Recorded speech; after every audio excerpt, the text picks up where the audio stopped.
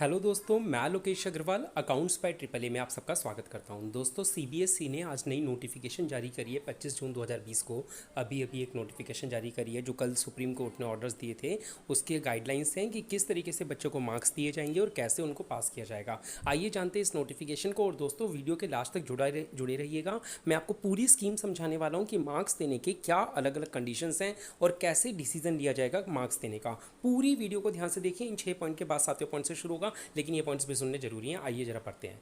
पहला पॉइंट है कि एग्जामिनेशन जो होने वाले थे 1 जुलाई से 15 जुलाई तक 10th और 12th क्लास के, वो कैंसिल कर दिए गए हैं।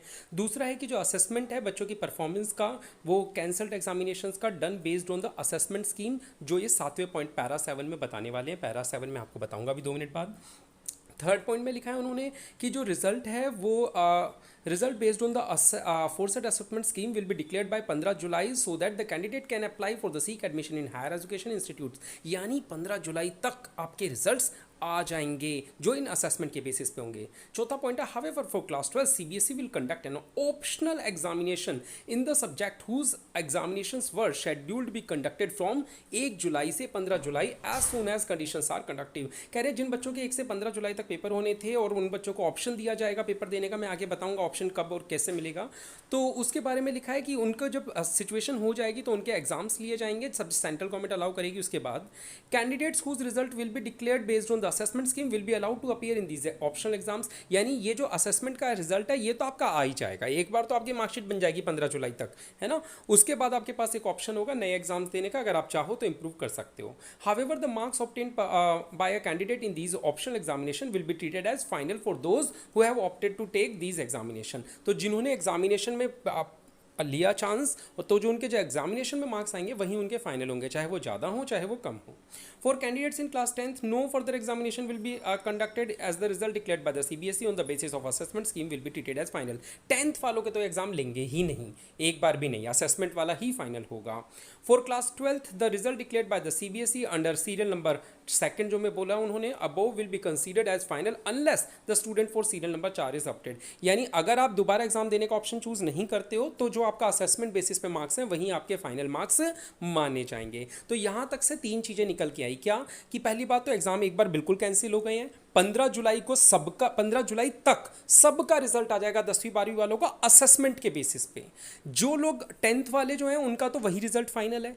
12th वाले जो हैं उनका रिजल्ट फाइनल, अगर वो नहीं चाहते हैं कि वो जो असेसमेंट के बेसिस पे वो चूज करना चाहते हैं नहीं एग्जाम दें, तो 15 जुलाई के बाद जब भी सिचुएशन होगी एग्जाम्स लिया जाएगा और एग्जाम्स में जो आपका रिजल्ट होगा फिर वही फाइनल माना जाएगा, चाहे वो ज़्यादा हो चाहे कम हो। तो आइए अब जानते हैं कि क्या कैसे असेसमेंट के मार्क्स दिए जाएंगे। जिस चीज़ के लिए आप लोग वीडियो से जुड़े हैं आइए जरा देखते हैं उसके आगे क्या कहती है सरकार।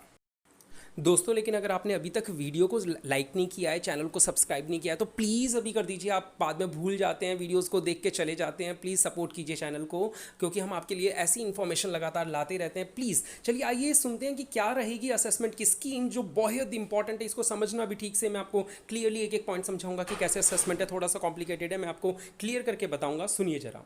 For the students of both class 10th and 12th who have completed all their examination, their results will be declared based on their performance in the examination। कहते हैं कि भाई 10वीं और 12वीं के जो ऐसे बच्चे हैं जिनके सारे पेपर हो गए, भाई जब आपके सारे पेपर हो ही गए हैं तो असेसमेंट की बात ही कहाँ। तो अगर किसी कोर्स का बाई चांस कोई ऐसा बच्चा है जिसके सारे पेपर हो गए हैं, वैसे शायद हुए नहीं किसी के, लेकिन मान लीजिए अगर कोई ऐसा कोर्स है जिसके सारे पेपर हो चुके हैं 5 और 6, तो उनका रिजल्ट तो उनके जो उन्होंने पेपर दिए थे वो चेक हो गए, उनके बेसिस पे रिजल्ट दे देंगे। असेसमेंट का कोई काम ही नहीं है। बी पॉइंट सुनिए अब। For students who have appeared in the examination in more than 3 subjects, जो बच्चे 3 से ज़्यादा पेपर दे चुके हैं, यानी जिन बच्चों के मार्च में 4 या 5 पेपर हो गए थे। मान लीजिए आपके 4 पेपर हो गए थे, थोड़ी देर के लिए मान लेते हैं, ठीक है। 3 से ज़्यादा जरूरी है, तो 4 हो या 5 हो, अगर आपने 4 पेपर दिए थे, the average of the marks obtained in best 3 performing subjects. अब क्या करेंगे, आपके जो 4 सब्जेक्ट के मार्क्स है ना, उन चारों सब्जेक्ट को लाइन से लिख लोगे मार्क्स को। अब उन 4 में से जो टॉप 3 नंबर है, एक में आए 96, एक में आए 93, एक में आए 90, इन तीनों का जोड़ के एवरेज निकाल देंगे। देखो चारों का नहीं, चारों में से जो टॉप 3 सब्जेक्ट्स आएंगे आपके टॉप, देखो कितना बढ़िया किया आपके साथ, जो सबसे बेहतरीन 3 सब्जेक्ट हैं उन तीनों का एवरेज निकालेंगे।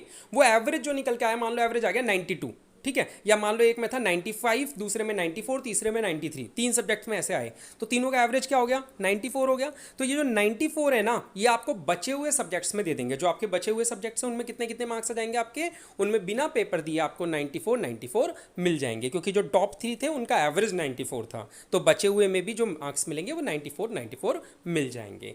तो क्या कहा इन्होंने, अगर आपके पास 3 से ज़्यादा सब्जेक्ट्स हैं तो जो टॉप 3 सब्जेक्ट मार्क्स आएंगे आपके टॉप 3, उनका एवरेज कीजिए, वही एवरेज आपको बचे हुए सब्जेक्ट्स में दे दिया जाएगा। बहुत अच्छी बात कही।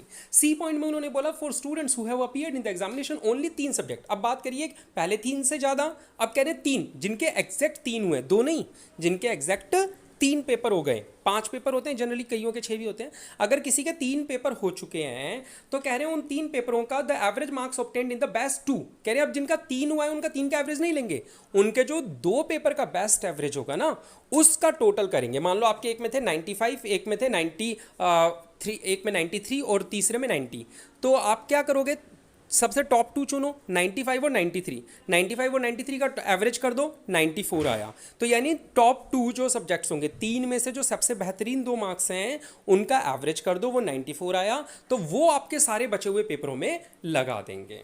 ये हो गया। अब डी पॉइंट ध्यान से सुनिए, जो शायद बहुत कम बच्चों पे एप्लीकेबल होगा, लेकिन रूल तो है, सुन लीजिए। There are very few students, बहुत कम लोग ऐसे हैं जो क्लास 12th के हैं, मेनली फ्रॉम दिल्ली, जनरली वो दिल्ली से हैं, जहाँ नॉर्थ दिल्ली में कुछ राइट्स हो गए थे, उनकी वजह से पेपर नहीं दे पाए थे। Who have appeared in the examination only 1 और 2 सब्जेक्ट, जो 3 से भी कम या 1 या 2 में ही पेपर दे पाए हैं अभी तक। Their result will be declared based on performance in the appeared subjects, तो on the performance in internal practical project assessment, जो उनके स्कूलों में होती है ना इंटरनल प्रैक्टिकल्स वगैरह, इनके बेसिस पे इनको मार्क्स दिए जाएंगे।